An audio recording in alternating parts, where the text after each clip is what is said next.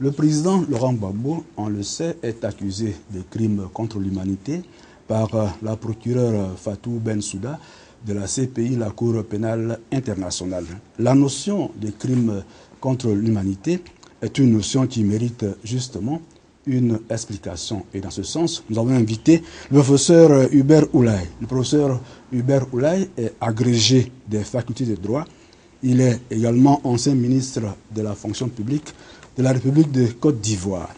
Monsieur le ministre, dans le cas d'espèce, s'agissant de monsieur Laurent Gbagbo, Fatou Bensouda prétend qu'il y a eu crime contre l'humanité. Mais avant de rentrer dans le vif du sujet, il serait bien de définir la notion de crime contre l'humanité. Eh bien, le président Laurent Gbagbo a été accusé d'avoir commis ou d'être responsable de crimes contre l'humanité. Il est évident que pour être attrait devant la Cour pénale internationale, il faut répondre à l'existence de crimes qui relèvent de la compétence de la Cour pénale internationale. Alors, que faut-il entendre par crime contre l'humanité? Il faut dire qu'il y a plusieurs catégories de crimes. Le crime contre l'humanité, il y a les crimes de guerre, il y a le génocide, il y a aussi le crime d'agression. Le crime d'agression est le fait des États. Un État qui agresse un autre État commet un crime d'agression. S'agissant du crime contre l'humanité, il s'agit de crimes tels que des meurtres, des viols, des traitements inhumains. Ce sont des crimes que l'on voit tous les jours. Mais ils deviennent crimes contre l'humanité lorsque ces crimes-là sont commis dans le cadre d'une attaque généralisée dirigée contre une population civile. Mais il le devient lorsque une politique conçue par un État ou par un groupe ou une organisation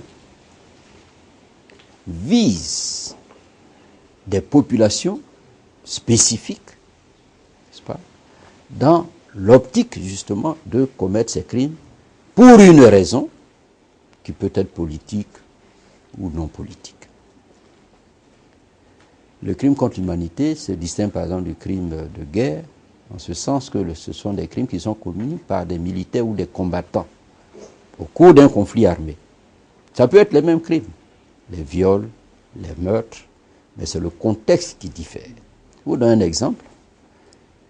Les 60 gendarmes qui ont été tués à Bouaké par les forces rebelles au début de l'agression rebelle en 2002, eh bien, ces faits-là doivent être qualifiés comme étant des crimes de guerre, parce que commis par des rebelles sur des gendarmes qu'ils détenaient comme prisonniers, des gendarmes avec leur famille, qu'ils détenaient comme prisonniers.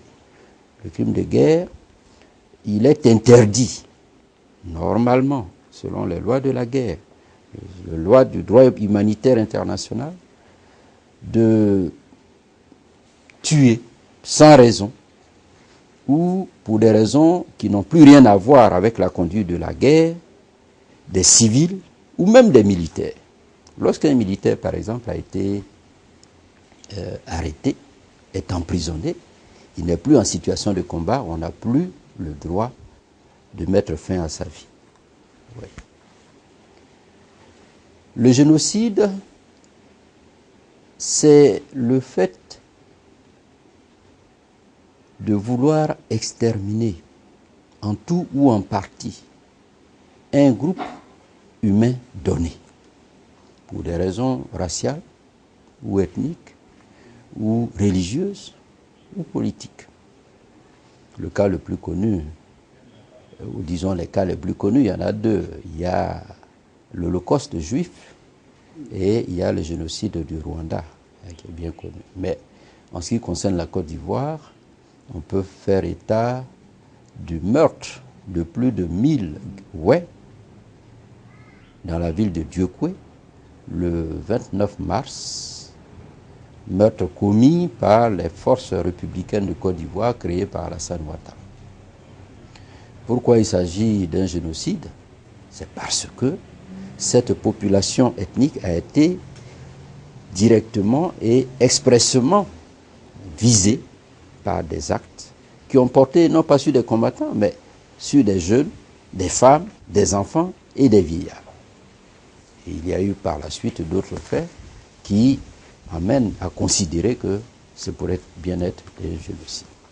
Alors pour ce qui concerne donc le crime contre l'humanité, pour y revenir, le président Laurent Gbagbo a été accusé par les différents procureurs de la CPI d'avoir commis des crimes contre l'humanité. Ce qui voudrait dire que le président Laurent Gbagbo aurait fait commettre des crimes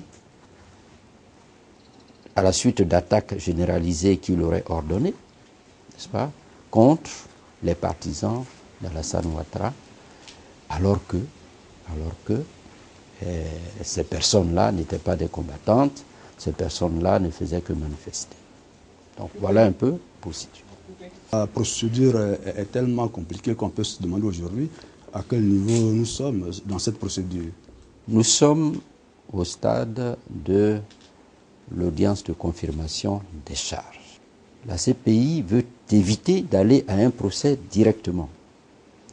Et l'audience de confirmation des charges n'est pas un procès. C'est, disons, le procès des preuves apportées par le procureur. Le procureur qui charge un individu en disant qu'il a commis des crimes, a-t-il suffisamment de preuves pour qu'on ouvre un procès? Vous voyez?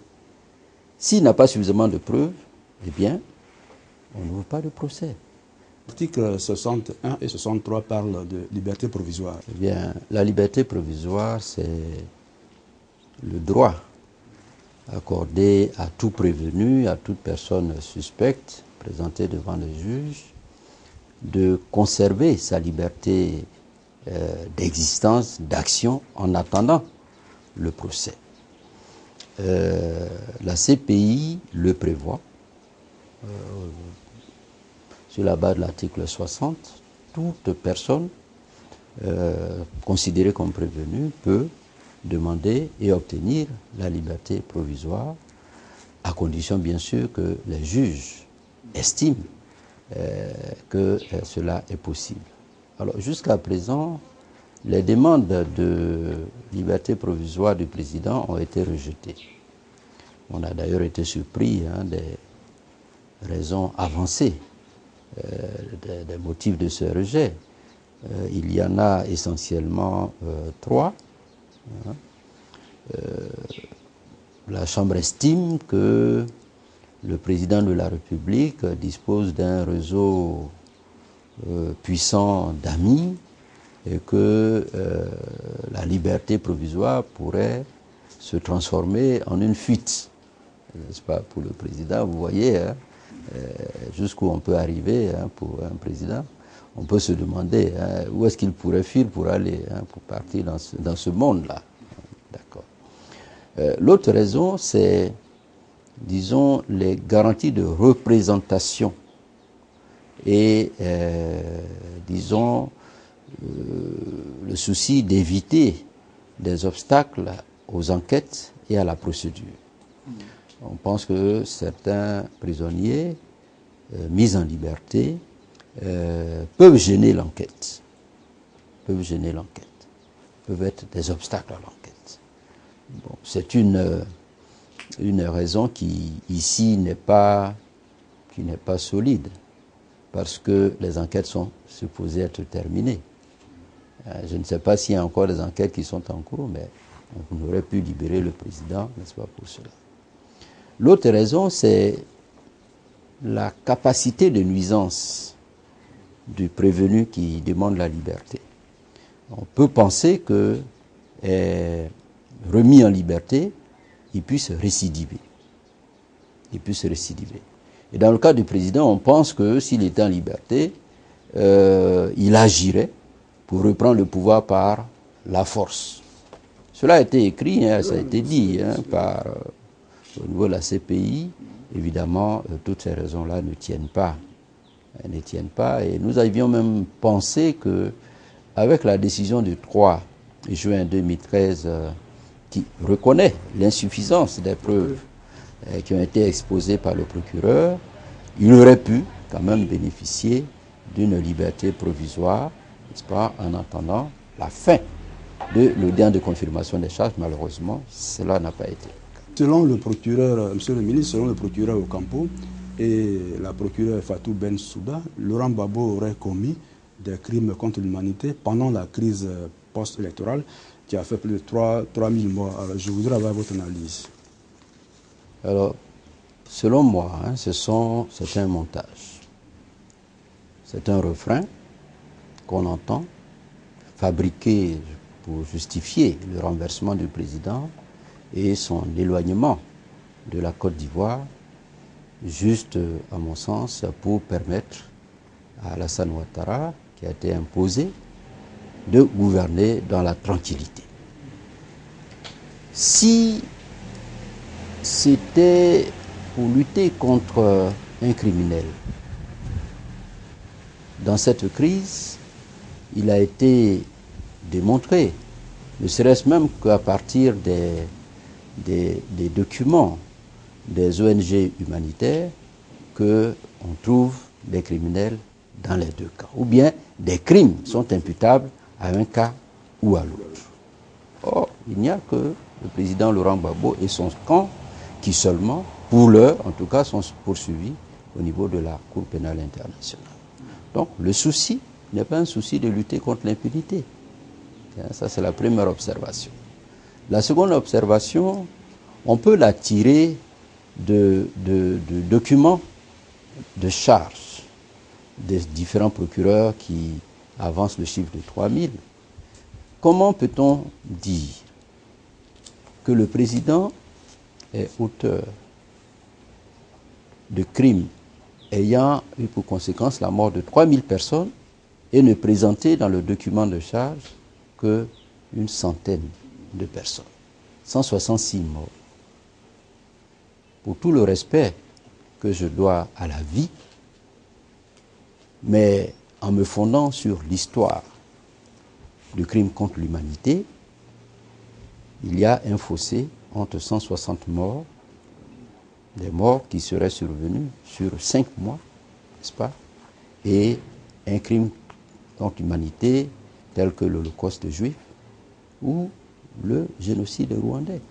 J'en veux également pour preuve le fait que la Chambre a estimé insuffisantes les preuves présentées par le procureur, alors que s'agissant de crimes contre l'humanité, entre nous, les preuves devaient abonder. Elles devaient être évidentes, manifestes. Il devait être très facile de prouver, n'est-ce pas, que le président est l'auteur de tous ces crimes-là. Donc, pour moi, il s'agit d'un pur montage. La procureure Fatou Bensouda a eu l'autorisation des juges de chercher d'autres preuves et elle a même amendé son DN, c'est-à-dire le document de notification des charges. Alors, si vous voulez, on peut s'étendre un peu plus sur ce document parce que c'est lui qui finalement va servir de base pour la prise de la décision finale. Est-ce que Fatou Bensouda, qui vient après Ocampo, qui a eu la possibilité de mener elle-même une enquête propre, est parvenue, à l'issue du temps que lui a accordé les juges, à apporter de nouvelles preuves? Lorsque on lit le document amendé, ce qui ressort est clair et simple. Fatou Bensouda n'a pas réussi à apporter les preuves de l'existence d'un crime contre l'humanité. Elle n'y a pas réussi aussi bien dans sa démonstration de l'existence des éléments qu'on appelle les éléments contextuels. Tout à l'heure, j'avais donné la définition.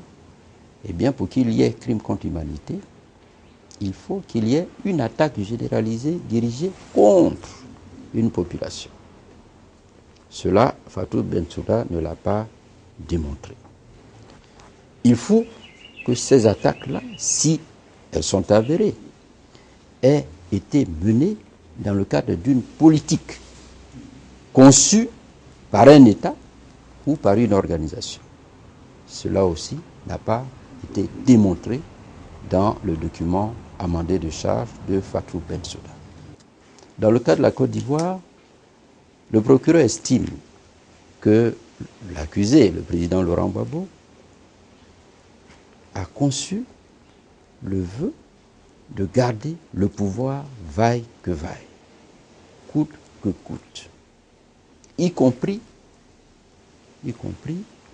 au besoin, par des attaques contre les partisans d'Alassane Ouattara, considéré comme son challenger, Alassane Ouattara. Alors, dans le document initial de charge, le procureur avait fondé l'existence de la politique sur un certain nombre d'éléments.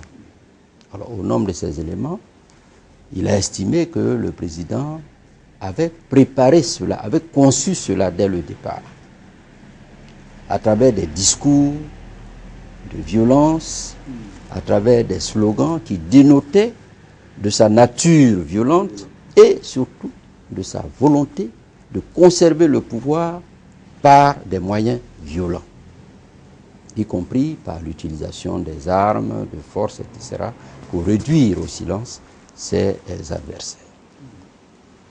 Mais il a été démontré qu'il n'y avait pas de politique.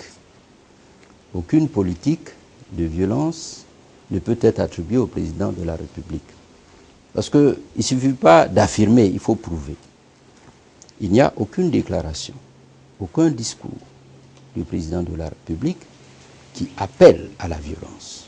Au contraire, tous les discours qu'il a pu tenir avant ou au début de la crise post-électorale ont été des discours de paix.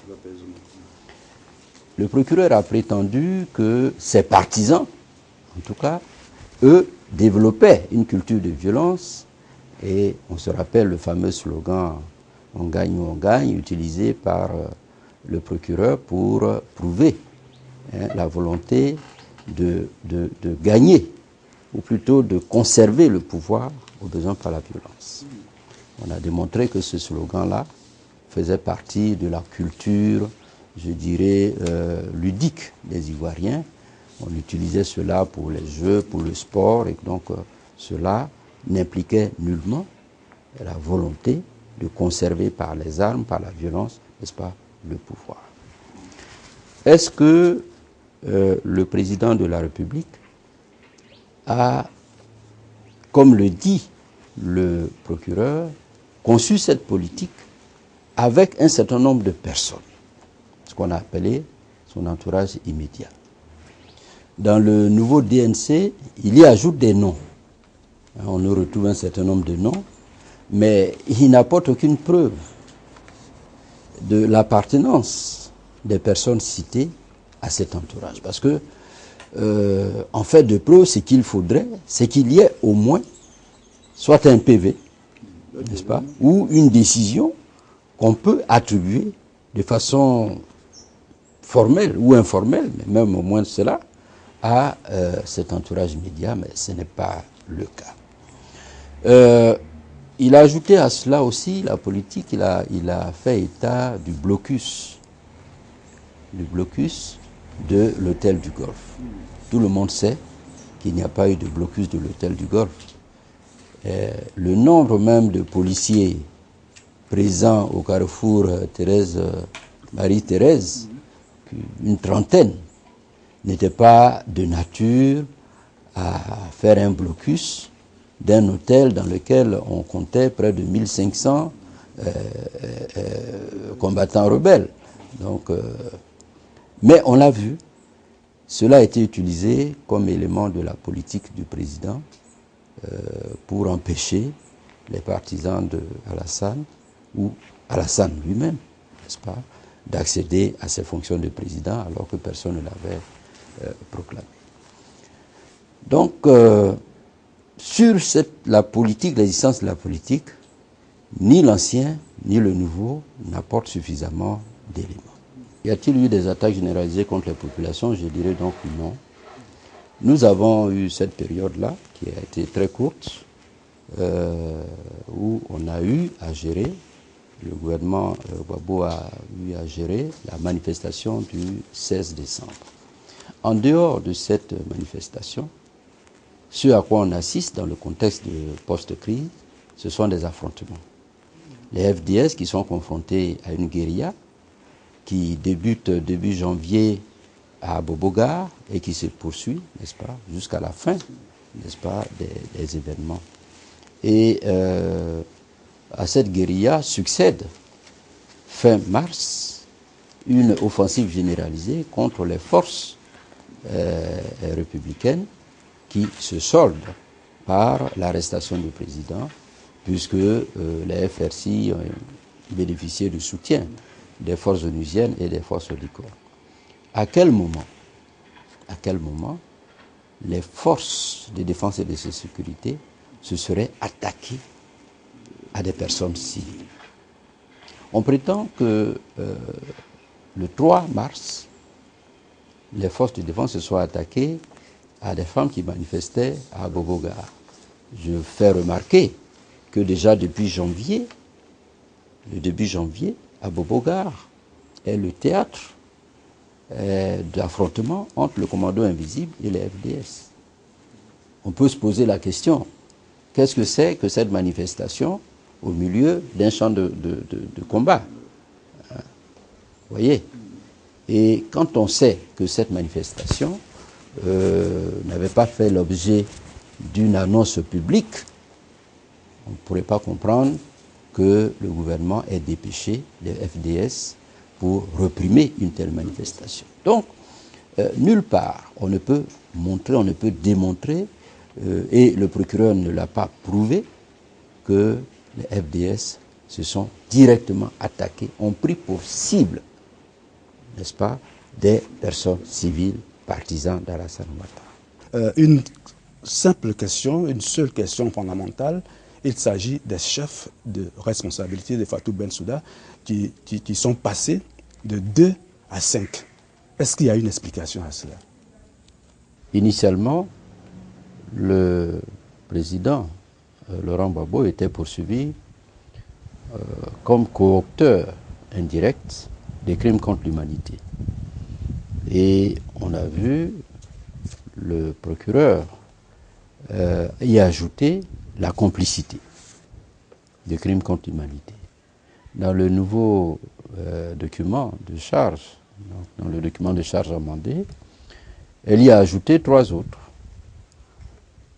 La responsabilité pour instigation au crime, la responsabilité en tant que chef militaire, supérieur hiérarchique militaire, la responsabilité en tant que supérieur hiérarchique civil. Pourquoi cette démultiplication? Je crois que la raison est simple. Le procureur ne maîtrise pas suffisamment et les faits et les preuves. Il n'a pas réussi à apporter les preuves en ce qui concerne la coaction indirecte et la complicité. Il met plusieurs cordes à son arc pour espérer emporter la conviction des juges, tout simplement. Le ministre, le fait que la procureure soit passée de 2 à 5 chefs d'accusation, est-ce que la procédure, est-ce que sa démarche peut prospérer?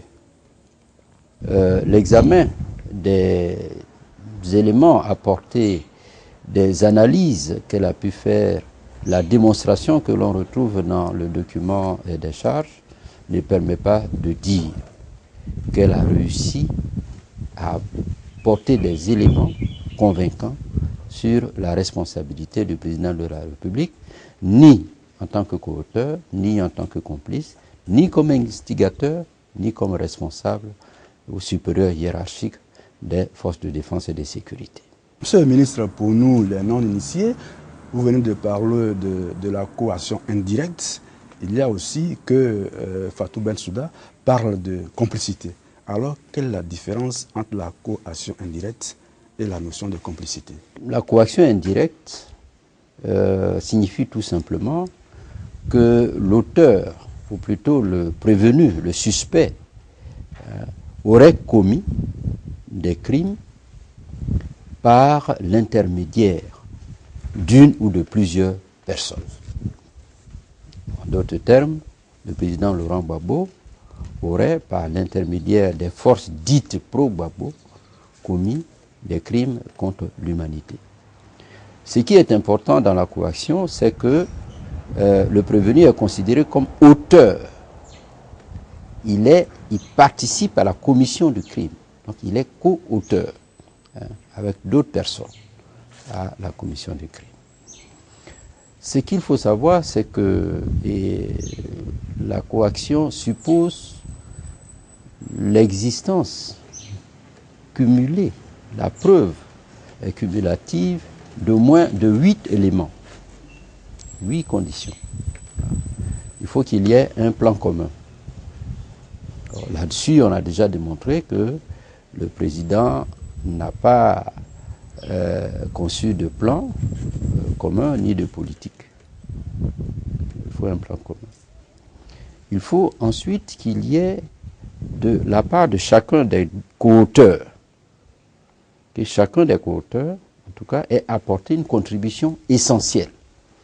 On prétend que le président Laurent Gbagbo a apporté une contribution essentielle parce que sa personne même, il s'agit du président de la République, donc son implication dans l'élaboration d'un plan et dans sa mise en œuvre constitue une contribution essentielle, puisque ça détermine les forces pro-Gbagbo qui, assurées de sa présence, donc de la caution qu'il apporte, n'est-ce pas?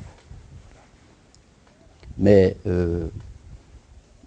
il est difficile, n'est-ce pas, de donner force à cet argument-là, parce que le président Laurent Gbagbo a agi en tant que chef suprême des forces de défense et de sécurité, mais dans le cadre normal de l'exercice de ses fonctions.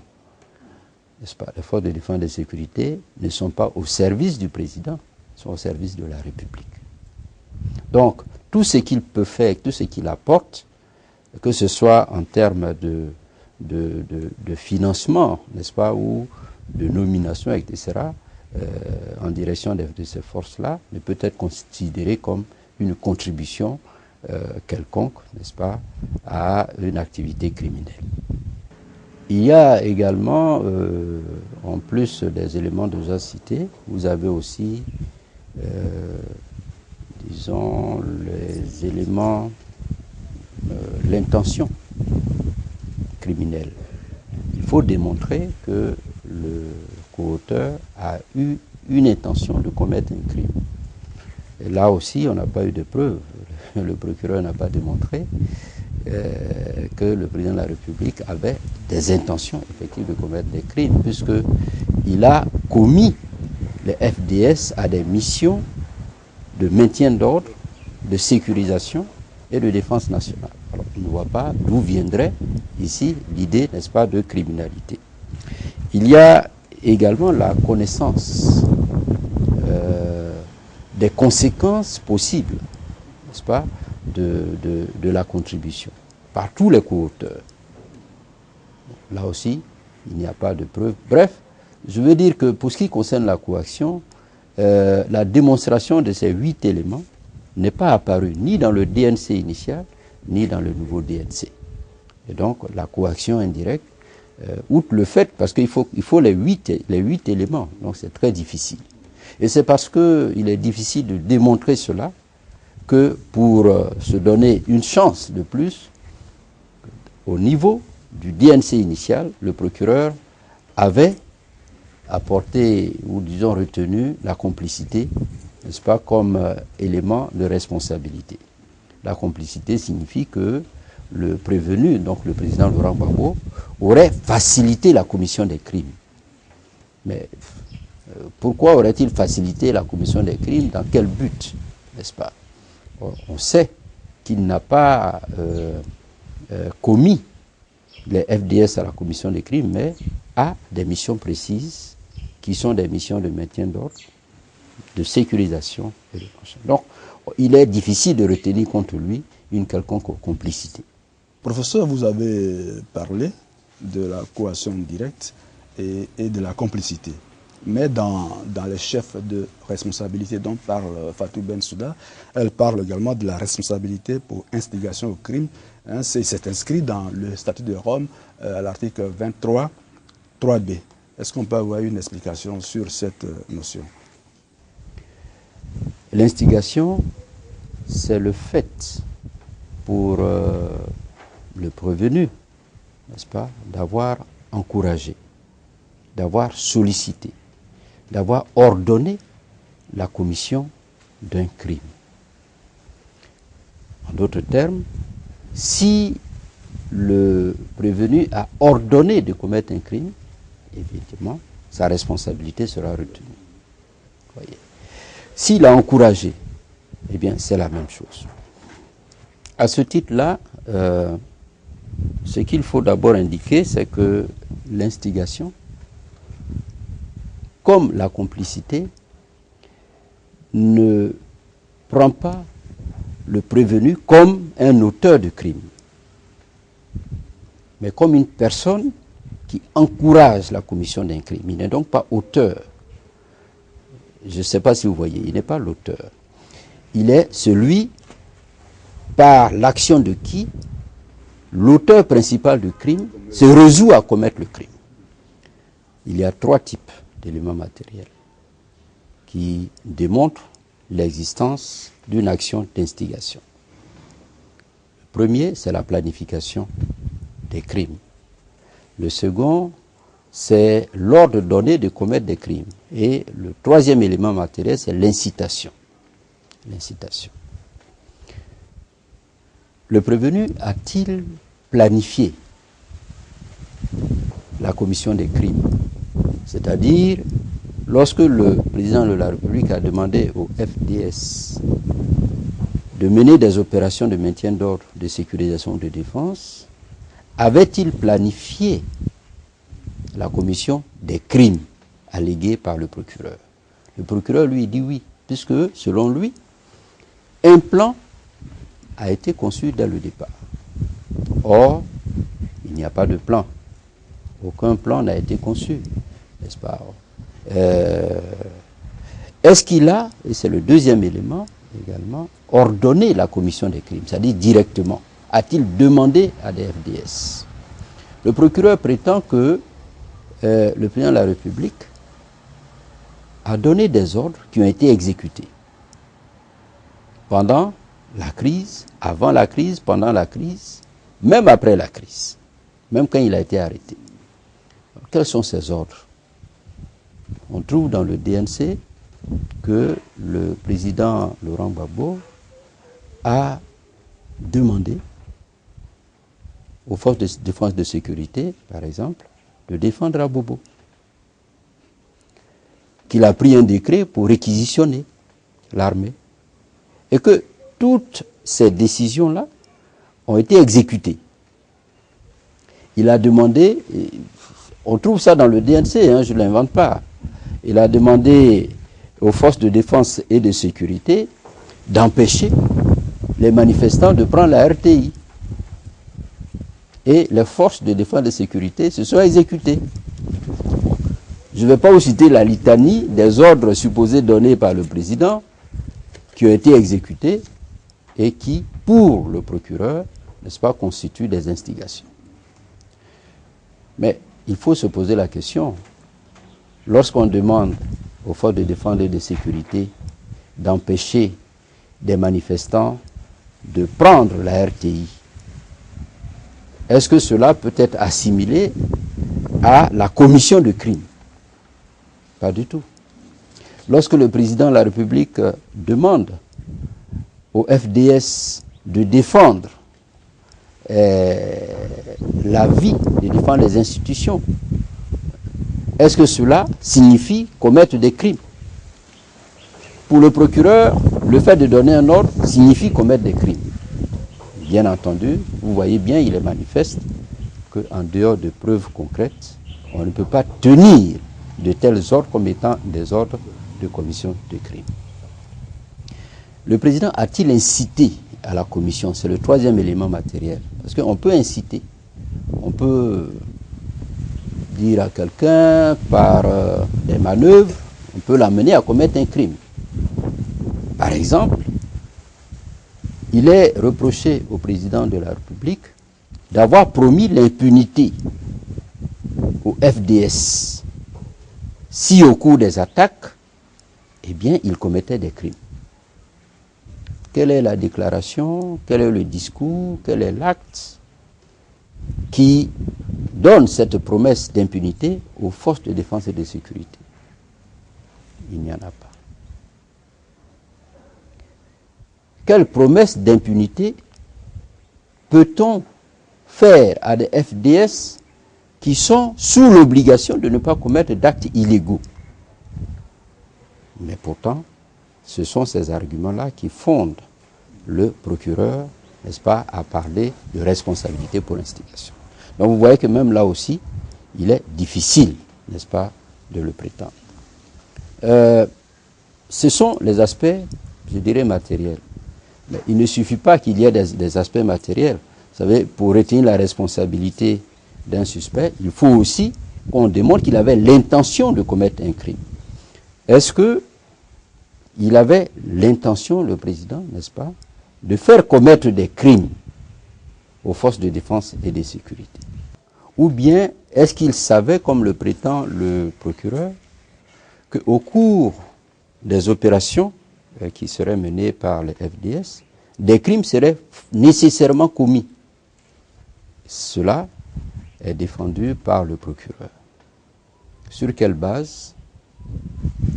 Le procureur n'apporte aucune preuve. Il prétend que le président avait l'intention de commettre ces crimes pour des raisons politiques, pour des raisons ethniques, pour des raisons même nationales ou religieuses. Or, nul ne connaît le président comme étant antipathique à une ethnie donnée ou à des étrangers, ou même, je dirais, pour des raisons politiques, puisque c'est lui qui avait gagné les élections officiellement. Il n'avait aucune raison donc de demander à des FDS de commettre des crimes, n'est-ce pas, pour faire reconnaître ce qui, lui, a été reconnu officiellement par le Conseil constitutionnel. Donc, alors, est-ce qu'il avait conscience que les FDS pouvaient commettre des crimes? Pas du tout. Comment on peut imaginer que des forces de défense et de sécurité entraînées, encadrées par des lois, n'est-ce pas, de l'armée, puissent, au cours d'opérations, commettre de tels crimes? Là également, le procureur n'a apporté aucune preuve. Le dernier chef de responsabilité dans le DNC, le document de notification des charges, Fatou Bensouda, parle de la responsabilité du supérieur hiérarchique militaire ou civil. L'article 28 du statut prévoit la responsabilité du supérieur hiérarchique militaire ou civil. Et selon cette disposition, tout chef est considéré comme responsable des crimes commis par ses subordonnés, placés sous sa responsabilité ou sous son autorité, s'il savait que ses subordonnés commettaient ou allaient commettre des crimes et qu'il n'a pas pris de disposition pour empêcher la commission de ces crimes ou pour punir les auteurs de ces crimes, n'est-ce pas, dès qu'il en a été informé. Grosso modo, c'est ainsi que se présente la responsabilité du supérieur hiérarchique. Dans le cas qui nous intéresse, le procureur prétend que le président de la République a engagé sa responsabilité en tant que supérieur hiérarchique pour les crimes contre l'humanité qui auraient été commis. Il faut faire deux observations. La première, c'est que la mise en œuvre de la responsabilité du supérieur hiérarchique suppose que le supérieur hiérarchique exerce un contrôle effectif sur les membres de cette troupe. Ça, c'est la première conditionnalité. La seconde, c'est le manquement à l'obligation d'empêcher ou de punir la commission des crimes. Le procureur ne semble pas tenir compte de ces deux éléments. Les limites, parce qu'il y a des limites au contrôle effectif. Dans le cas qui nous intéresse, il y a une limite objective qui tient au fait que la responsabilité ne peut être véritablement engagée que s'il est démontré que le supérieur hiérarchique avait le contrôle effectif sur les auteurs des crimes. Si nous prenons le schéma ivoirien, le président de la République, chef supérieur, chef suprême des armées, se trouve dans sa résidence de Cocody. Il n'est pas sur le théâtre des opérations à Bobo ou à Yopougon. Comment peut-on dire qu'il a le contrôle effectif de ces troupes? Il n'a pas le contrôle effectif de ces troupes au moment où ces troupes sont en opération. Ce qui donc dégage sa responsabilité. Et la jurisprudence internationale pose le problème en ces termes. Il faut que le supérieur hiérarchique, au moment où le crime est commis, n'est-ce pas, ait le contrôle effectif. Parce que s'il n'a pas le contrôle, comment peut-il empêcher la commission du crime?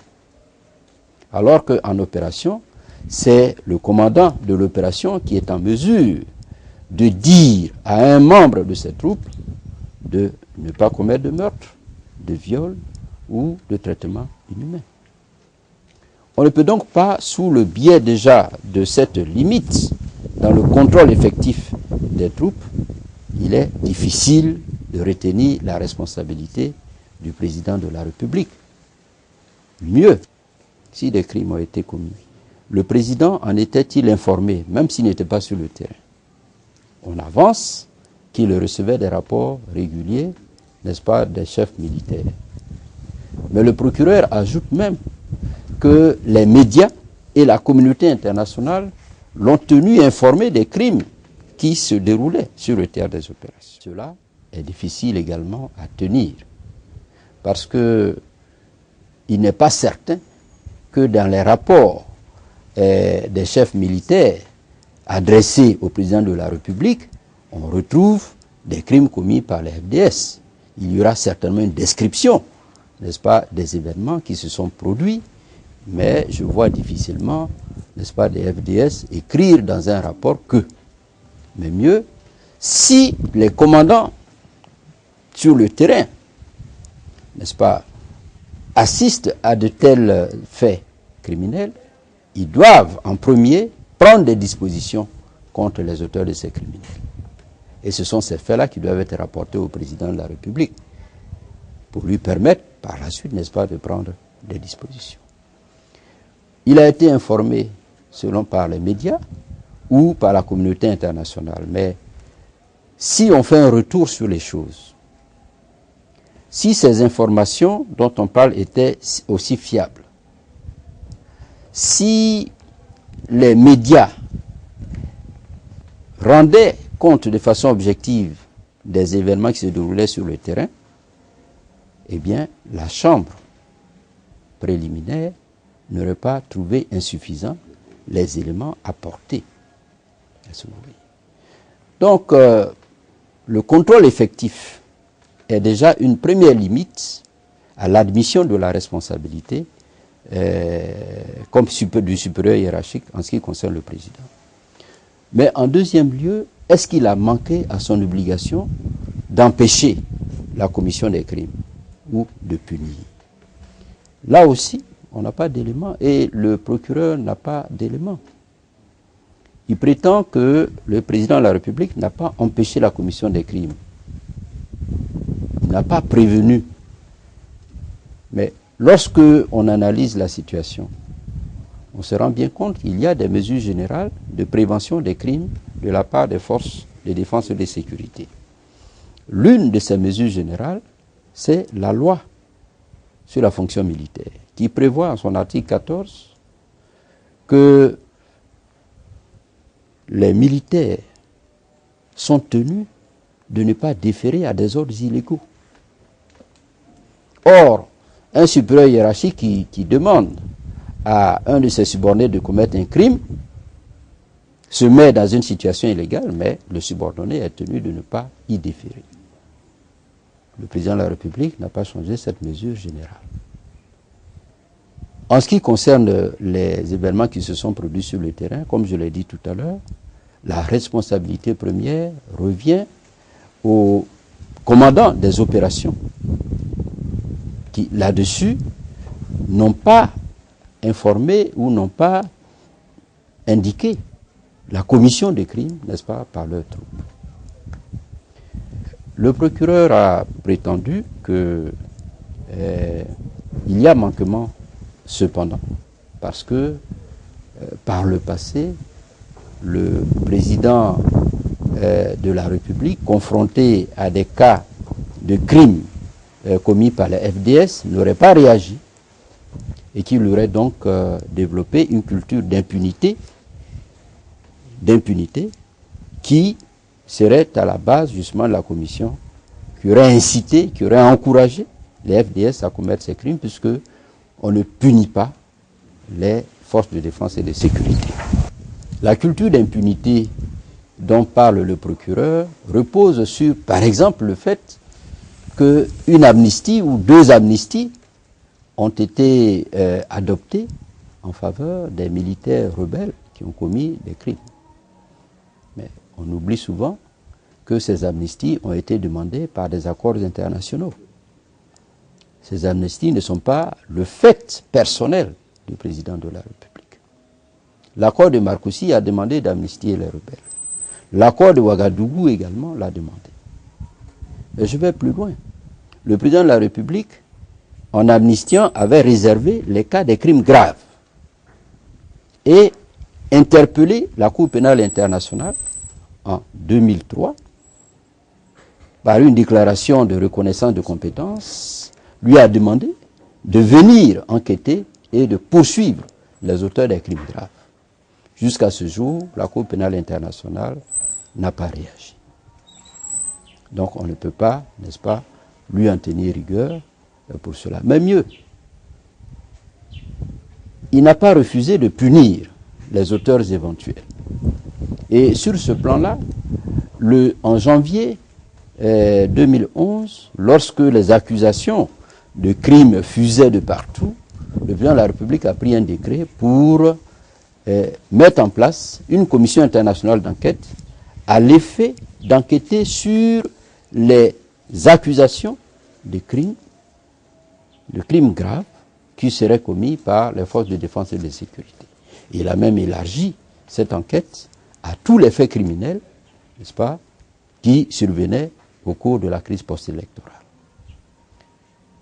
Le rapport a été rendu par le juge Kadio Djidji, président de cette commission internationale, qui a démontré que des crimes avaient été commis, qui a situé les responsabilités. Pour lui, la responsabilité de la crise post-électorale est à rechercher au niveau de Yoon Jin Choi, qui a certifié de façon illégale les élections, et du président de la commission électorale indépendante. Mais il a établi l'existence de crimes de tous les côtés, de tous les camps. Dans tous les camps également. Mais l'importance, si vous voulez, de cela, c'est le fait pour le président Laurent Gbagbo d'avoir par décret mis en place une commission internationale d'enquête. N'est-ce pas? Mais cette commission internationale d'enquête avait pour objet d'établir l'existence de ces crimes, d'identifier les auteurs. Mais cela est fait pour préparer des mesures punitives contre ces auteurs-là. Donc on ne peut pas également dire qu'il n'avait pas l'intention, n'est-ce pas, de punir, ce qui serait alors un manquement à son obligation.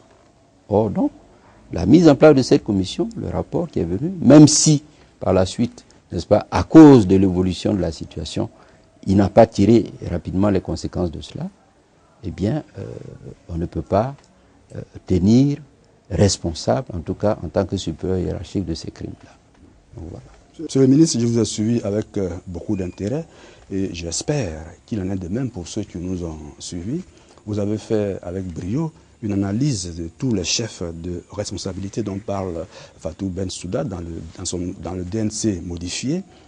En vous écoutant, après vous avoir écouté, est-ce qu'on peut dire, par rapport à ce que Bensouda dit, par rapport à vos analyses, est-ce qu'on peut dire que Laurent Gbagbo est responsable de tous les crimes commis en Côte d'Ivoire au cours de la crise post-électorale? Non, au contraire.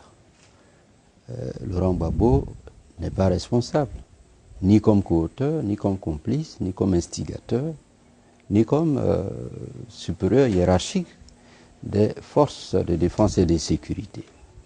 Je crois que la démonstration a été apportée, mais mieux, le procureur n'a apporté aucune preuve des fondements de cette responsabilité qu'il a recherchée. Et je doute fort qu'il puisse en aller autrement. Donc, on ne peut que s'en réjouir. Surtout que l'on sait que l'affaire Laurent Gbagbo est une affaire montée de toutes pièces.